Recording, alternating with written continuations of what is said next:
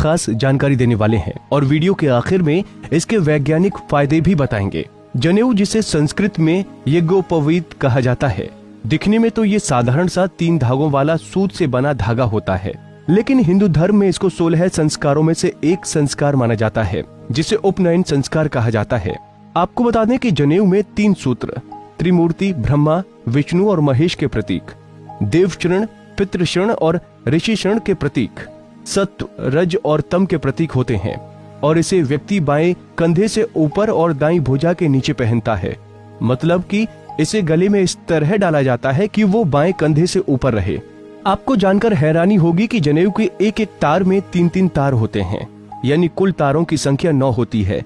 इनमें 1 मुख, 2 नासिक और 2 आंख, 2 कान, मल और मूत्र के 2 मिलाकर कुल 9 होते हैं। इनका मतलब है हम मुख से अच्छा बोलें और खाएं, आंखों से अच्छा देखें और कानों से अच्छा सुने।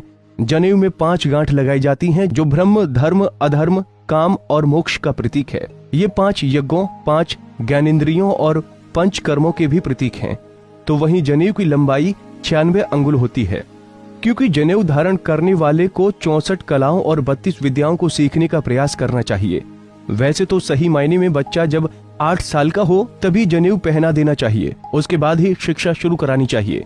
लेकिन आज के समय में ऐसा नहीं होता है, इसलिए शादी के पहले जनेऊ पहनाया जाता है। तो चलिए अब आपको बताते हैं जनेऊ धारण करने के बाद के नियम। सबसे पहले तो मलमूत्र विसर्जन के दौरान जनेऊ को दाहिने कान पर चढ़ा लेना चाहिए और हाथ स्वच्छ करके ही उतारना चाहिए।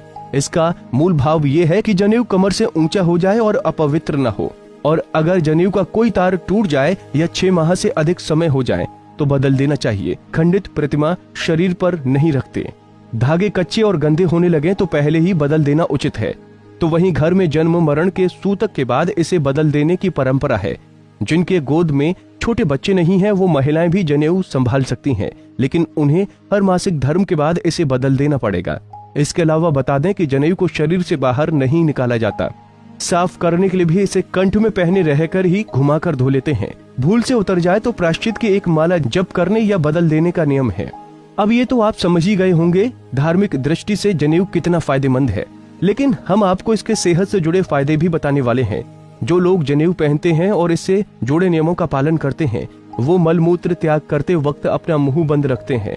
इसकी आदत पड़ जाने के बाद लोग बड़ी आसानी से गंदे स्थानों पर पाए जाने वाले जीवाणुओं और कीटाणुओं के प्रकोप से बच जाते हैं।